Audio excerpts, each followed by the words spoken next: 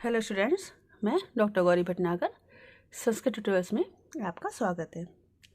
उत्तर रामचरितम का तृतीय अंक पढ़ रहे थे हम। यहाँ पर आज अब पिछले वीडियो तक आपने पढ़ा है कि राम जो है सीता के द्वारा पाले गए हाथी के बच्चे की रक्षा करने के लिए जाते हैं। तो वहाँ सीता भी साथ साथ पीछे पीछे जाती हैं। सीता और राम दोनों उसको देखते हैं। 12 साल बाद देखा है तो वह एक पूर्ण युवक बन गया है, युवा हाथी हो गया है। तो राम पिछला याद कर रहे होते हैं कि जब इतना छोटा था जो सीता के संग खेला करता था, अब इतना बड़ा हाथी हो गया है ये। तो इस तरह से राम उसको स्मरण, उसके अपने पुराने दिनों को और उस हाथी के बच्चे के विषय में स्मरण कर रहे हैं। आगे देखें। सीता कहती हैं, अव्युक्त इदानीम दीर्घ आयु अनया सौम्य दर्शनया भवतु। कहते हैं इदानीम अब यह, अन्या यह, दीर्घायु, दीर्घ मीन्स लंबी आयु वाला, सौम्य दर्शना सुंदर दर्शन वाली, प्रिया के अवियुक्ता वियोग से रहित हो। ये बात सीता क्यों कहती है? क्योंकि सीता खुद अपने प्रिय से अलग है, इसलिए कहती है ये सुंदर दर्शन वाली अपनी प्रिया के वियोग से रहित होता है, ये हमेशा अपनी प्रिया के साथ रहे। राम कहते सखी वासंती पश्य पश्य देखो देखो, कांतानुवृत्ति चातुर्यमपि शिक्षिता वत्सेन। वत्सेन वत्स के द्वारा, इस पुत्र के द्वारा, मीन्स हाथी के बच्चे के द्वारा, कांतानुवृत्ति चातुर्यम प्रिया को प्रसन्न करने की चतुरता भी शिक्षितम सीख ली गई है। कैसे? उसको अब राम जो है उसका वर्णन कर रहे हैं। लीलोत्खात मृणाल कांड कवल छेदेषु संपादितः पुष्यत पुष्कर वासितस्य पयोस्यो गंडू संक्रांत्या सेका शीकरिणा करेण विहिता कामम विरामय पुनः यस्नेहाद अनराल नाल नलनी पत्र आतपत्रम धतम। अब ये कहते हैं कि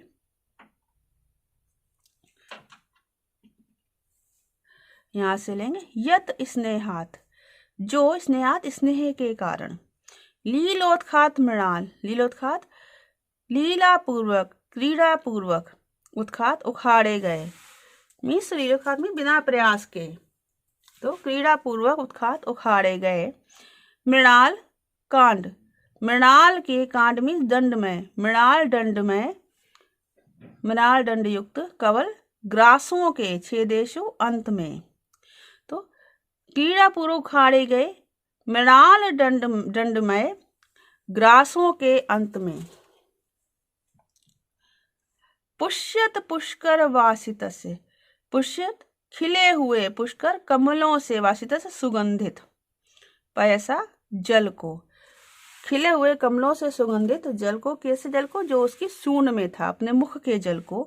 गंडू संक्रांत्या, गंडू संक्रांत्या संपादिता, गंडूष मीन्स मुख में,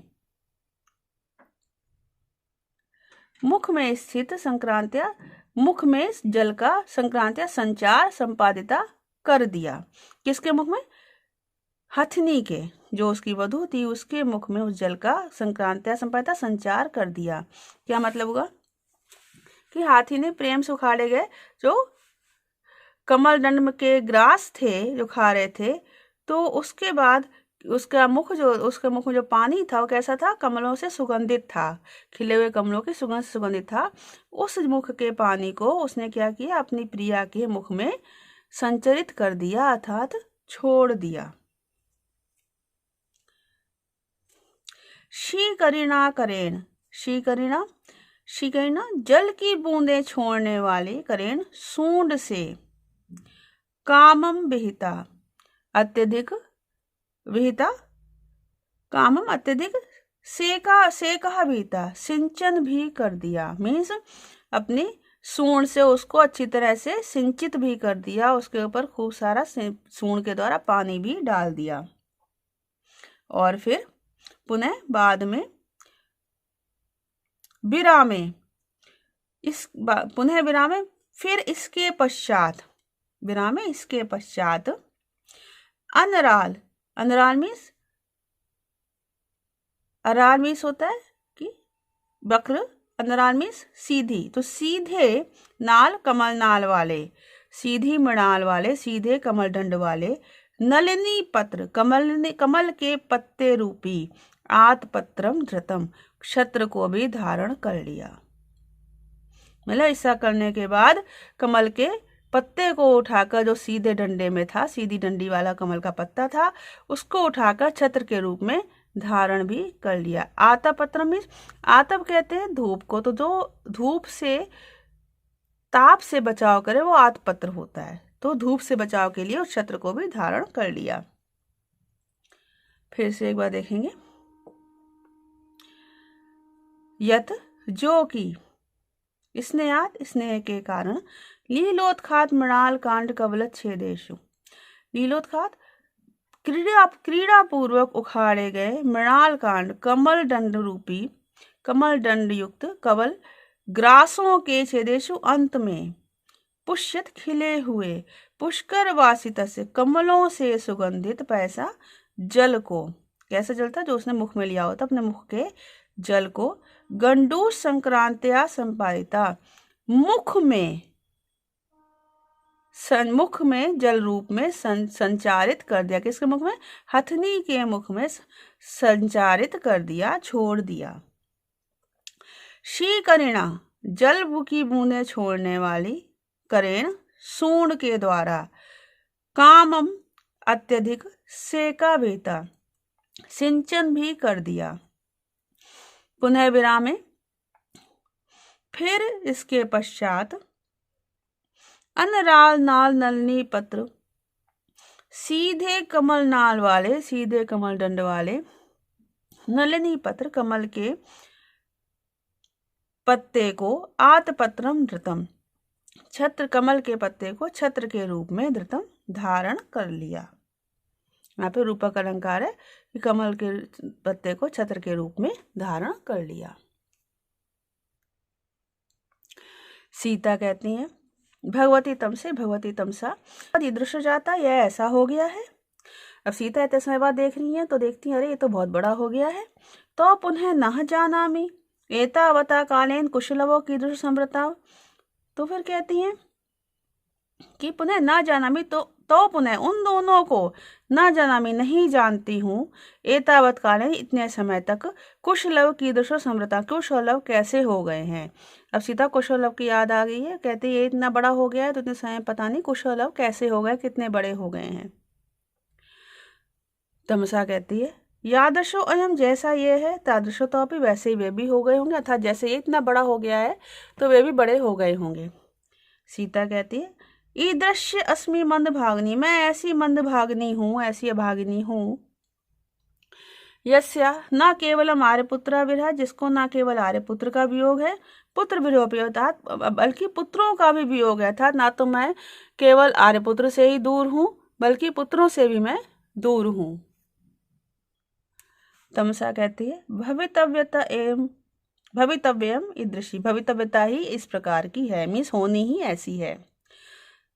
सीता कहती है, किम वा मया प्रसूत्या, तो मेरे द्वारा प्रसूत्या, पुत्रों को जन्म देने से किम वा क्या लाभ, क्यों, येन जिससे, एतादृशम मम पुत्र कयो, जिससे कि मेरे पुत्र कयो, दोनों पुत्रों के, ईशत विरल धवल, कुछ विरल, धवल में श्वेत, दशन कुडमल, और कुछ विरल सफेद, कुडमल कलियों के समान, दशन दांतों से उज्ज्वल, अनुबद्ध मुग्ध काकली भीषितम, और अनुबद्ध संबंधित, दांतों से उज्ज्वल और निरंतर संबद्ध, मुग्ध काकली, मुग्ध मनोहर, काकली कहते हैं अस्पष्ट शब्द, जो छोटे छोटे बच्चे बोलते हैं, जो समझ नहीं आता, स्पष्ट उच्चारण होता है लेकिन बड़ा मधुर लगता है, उसको काकली कहते हैं। तो जो बच्चों के अस्पष्ट उच्चारण है, स्पष्ट शब्द हैं, तो मधुर, मुग्ध मीन्स मधुर, काकली अस्पष्ट शब्द, व्यसितम और हंसी से युक्त, नित्य उज्ज्वल, नित्य उज्ज्वलम, नित्य उज्ज्वल, मुख पुंडरीक युगलम, पुंडरीक श्वेत कमल के समान, मुखों को, मुखयुगलम मुखों को, मतलब दोनों पुत्रों के लिए आ गया इसलिए युगल आया है, मुखों को, ना परिचुंबितम आर्यपुत्रेण, आर्यपुत्र के द्वारा चूमा नहीं गया। मतलब कह रही है कि मेरे पुत्रों को जन्म देने से क्या लाभ, जब इस प्रकार के मेरे पुत्रों के दोनों पुत्रों के कुछ विरल और धवल, फूल की कलियों के समान दांतों से उज्ज्वल और सुंदर काकली अर्थात स्पष्ट शब्दों और हास्य से युक्त, हंसी से युक्त मुख को, कैसे मुख को, उज्ज्वल श्वेत कमल के समान मुखों को आर्यपुत्र के द्वारा नहीं चूमा गया था। जिन छोटे छोटे बच्चों के मुख को, जो मेरे बच्चे छोटे थे, इनके छोटे छोटे दांत थे और वो स्पष्ट उच्चारण किया करते थे, स्पष्ट शब्द बोला करते थे और हंसते थे, उस तरह के उनके उज्जवल मुख को जब आर्यपुत्र ने नहीं देखा, नहीं चूमा, तो मेरे उन पुत्रों को जन्म देने से क्या लाभ। तमसा कहती है अस्तु देवता प्रसादात, देवताओं की कृपा से ऐसा ही हुआ था, वो शीघ्र ही तुम्हारे पुत्रों को देखें। सीता कहती भगवती तमसे, हे भगवती तमसा, एतेन अपत्य संस्मरण उच्छवसित प्रश्नुत स्तनि इदानीं वत्स्यो पृथु सन्निधाने क्षण मात्रम संसारणीम समृत्तास्मि। कहते एन अपत्य संस्मरण, इस प्रकार संतान के संस्मरण से उच्छ्वसित कांपते हुए स्तनि वक्ष स्थल से, इदानीम इस समय, प्रश्नोत दूध बहने लगा है, और इदानीम इस समय, वत्स्यो पितु वत्स्य बच्चों के पिता के सन्निधान समीप होने से, क्षण मात्रम संसारणी समृता, क्षण मात्र के लिए मैं संसारणी हो गई हूँ, मतलब क्षण मात्र के लिए मैं भी संसार में लीन हो गई हूँ और मुझे उन बच्चों का स्मरण हुआ है, पिता को समय देकर मैं संसारणी हो गई हूँ। तमसा कहती कि मत रुचते, इसमें क्या कहना है। प्रसवा खलु प्रकश पर्यंता स्नेहा, अर्थात संतान जो है, प्रसवी संतान स्नेह से, स्नेह की प्रकश पर्यंता पराकाष्ठा है, अर्थात संतान जो है, संतानोत्पत्ति जो है पति पत्नी के मध्य स्नेह की पराकाष्ठा है। परम चाहे तद अन्योन संश्लेषण पितरों, और पितरों माता पिता के अन्योन आपसी, आपस का संश्लेषण कड़ी है, आपस की कड़ी है, आपस का संबंध है, अनुबंध है, अर्थात कड़ी है, माता पिता के बीच कड़ी का कार्य करती है कौन, संतान। अंतःकरण तत्व से दंपत्यो स्नेह संशयात आनंद ग्रंथि एको अयम अपत्यमिति पठ्यते। अब तमसा ही कह रही है कि दंपत्यों, पति और पत्नी के अंतःकरण तत्व से, हृदय रूपी अंतःकरण रूपी वस्तु के तत्व के स्नेह संश्रयात, स्नेह के आश्रय से, अयम एका, यह एक आनंद ग्रंथि, आनंद की गांठ, अपत्यम इति पठ्यते, संतान के नाम से कही जाती है। क्या मतलब हुआ, वो ये कह रही है बस तमसा कि पति और पत्नी के बीच में जो प्रेम बंधन है, उस प्रेम बंधन को बढ़ाने के, प्रेम बंधन को और अधिक बढ़ाने के लिए जो आनंद होता है, जो प्रेम के आशय से जो आनंद बढ़ता है, प्रेम बढ़ता है, उस गांठ को, उस संबंध को संतान के रूप में कहा जाता है, संतान कही जाती है। पति और पत्नी के बीच जो प्रेम को बढ़ाने का कार्य करती है, आपसी संबंधों को प्रगाढ़ करने का कार्य करती है, वो कौन होती है, संतान होती है। फिर से देखेंगे एक बार, मतलब ये श्लोक जो है भाव पक्ष की दृष्टि से बड़ा सुंदर है कि कवि ने संतान को आनंद की ग्रंथि बताया है और माता और पिता के पवित्र प्रेम को एक सूत्र में बांध दिया है और उसको एक पवित्र प्रेम की संज्ञा दी है। फिर से एक बार देखेंगे, दंपत्यों, पति और पत्नी के अंतःकरण तत्व से, अंतःकरण रूपी तत्व के वस्तु के, हृदय रूपी वस्तु के स्नेह संश्रयात, प्रेम के आश्रय से, हृदय रूपी तत्व के प्रेम के आश्रय से, अयम एक आनंद ग्रंथि, यह एक आनंद रूपी ग्रंथि, आनंद रूपी गांठ, आनंद की गांठ, अपत्यम इति पठ्यते, संतान के नाम से कही जाती है, अर्थात संतान के रूप में कही जाती है।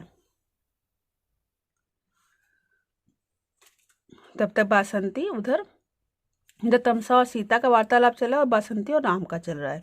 बासंती राम को कहती है तो अपि देवा पश्यति, महाराज इधर भी देखें। क्या दिखा रही है, अनुदिवसम वर्धयत प्रिया तेयम चिर निर्गत मुग्ध लोल बरहम मणिमुकुट इव उच्छिका कदम्बे नरति सा एष वधु सखा शिखंडी। कहती है कि अचिर निर्गत मुग्ध लोल बरहम, अचिर शीघ्र ही, चिर मीन्स देर, अचिर में शीघ्र, शीघ्र ही निर्गत निकले हुए मुग्धलोल सुंदर और चंचल बरहम पूंछ वाले। शीघ्र निकले मीन्स अभी हाल में ही निकले हुए, नए निकले हुए सुंदर और चंचल पूंछ वाले। यम जिसे, जिसको, ते प्रिया तुम्हारी प्रिया सीता ने अनुदिवसम वर्धित प्रतिदिन बढ़ाया था, प्रतिदिन पोषित किया था। सा एष यह वही, शिखंडी मोर वधू सका अपनी मोरनी के संग अपनी वधू के साथ कदम्बे कदम्ब के वृक्ष पर उच्छिका, उच्छिका शिखा को कुछ ऊपर को उठाए हुए, अपनी कलगी को ऊपर उठाए हुए मणि मुकुट के समान, मणि जटित मुकुट के समान होकर नरती बोल रहा है। मतलब मणि जटित मुकुट के समान अपनी शिखा को ऊपर उठाए हुए शब्द कर रहा है। फिर से देखेंगे एक बार। अचिर निर्गत मुग्ध लोल बरहम, नए निकले हुए सुंदर और चंचल, नए निकली हुई सुंदर और चंचल पूंछ वाले। यम जिस मोर को, जिसको, ते प्रिया तुम्हारी प्रिया सीता ने उन दिवसम वर्ध्यत प्रतिदिन बढ़ाया था, प्रतिदिन पोषित किया था। साएश शिखंडी वही यह मोर वधू सखा अपनी वधू के साथ, अपनी पत्नी के साथ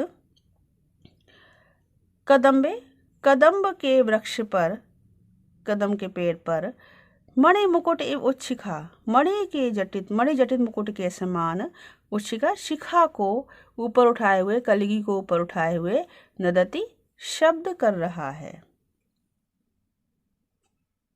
यहाँ पर मणि मुकुट एवं उच्छिखा में उपमा अलंकार है। मणि मुकुट से उसकी कलगी की, मोर की कलगी की उपमा दी गई है।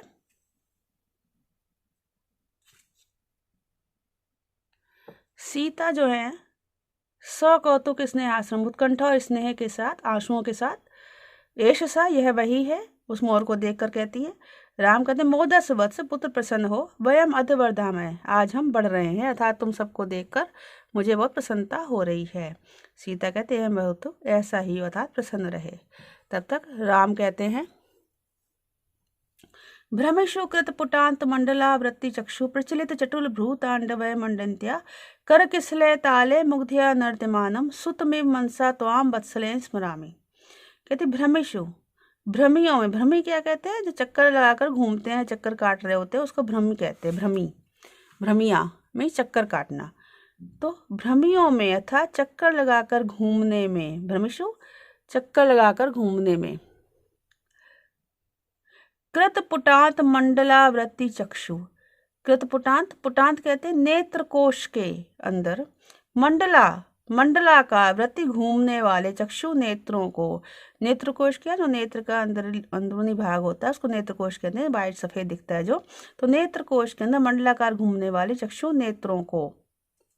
प्रचलित चटुल भ्रू तांडवय, प्रचलित अत्यधिक चंचल, प्रचलित अत्यधिक चंचल और चटुल सुंदर भ्रू तांडव भौहों के नृत्यों से, मंडयंत्या अलंकृत करती हुई, सुशोभित करती हुई, मुग्धया भोली सीता के द्वारा, कर किसलय ताले, कर किसलय ताले, किसलय रूपी पल्लव रूपी हाथों की तालियों से, तालों से नृत्यमान नचाए जाते हुए, त्वाम तुमको, सुतमिव पुत्र के समान, वत्सलेन स्मरामि स्निग्ध भाव से, स्निग्ध मन से, वत्सलेन मनसा स्मरामि स्निग्ध मन से, स्नेहपूर्ण मन से स्मरण कर रहा हूँ। मतलब राम उसको देख कर याद कर रहे हैं कि जब वो उस समय वनवास के समय जब सीता इसको, मोर को नचाती थी, कैसे नचाती थी, अपनी आँखों को गोल गोल घुमाते हुए और भौहों को ऊपर नीचे करके भौहों के नृत्यों के द्वारा उससे अलंकृत करती हुई सीता जो है, और अपने हाथों से ताल देकर, तालियां बजाकर हाथों से ताल देकर इसको नचाया करती थी। तो उस समय नृत्य करते हुए, स्मरण करते हुए, नृत्य करते हुए उस मोर को, इस मोर को स्मरण करते हुए राम जो है वो पुत्र के समान उसके प्रति स्नेह भाव रख रहे हैं, उसको उस समय का स्मरण कर रहे हैं। फिर से देखेंगे, भ्रमिषु कृत पुटांत मंडलावृत्ति चक्षु।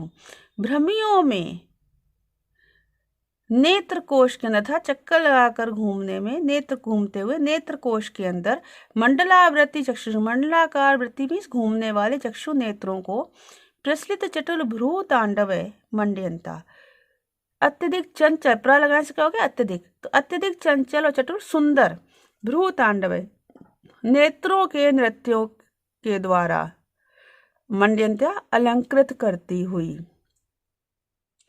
नेत्रों को किससे अलंकृत कर रही है? भौहों के नेत्रों, भौहों के नृत्यों के द्वारा अलंकृत करती हुई। मुग्धा भोली सीता के द्वारा, भोली भाली सीता के द्वारा, मुग्धा नायिका के रूप में यहाँ पे कहा गया सीता को, तो भोली भाली सीता के द्वारा कर किसलय ताले, पल्लव समान हाथों की तालों से नर्त्यमाना नचाए जाते हुए। तो हम तुमको सुत में पुत्र के समान बसलेन मनसा स्मरा में स्नेहपूर्ण मन से स्मरण कर रहा हूँ। यहाँ पर सुत में यहाँ पर उपमा अलंकार है, पुत्र के समान उसको स्मरण कर रहे हैं, किसको? मोर को। तो इस वीडियो में इतना ही। साथ बने रहने के लिए धन्यवाद।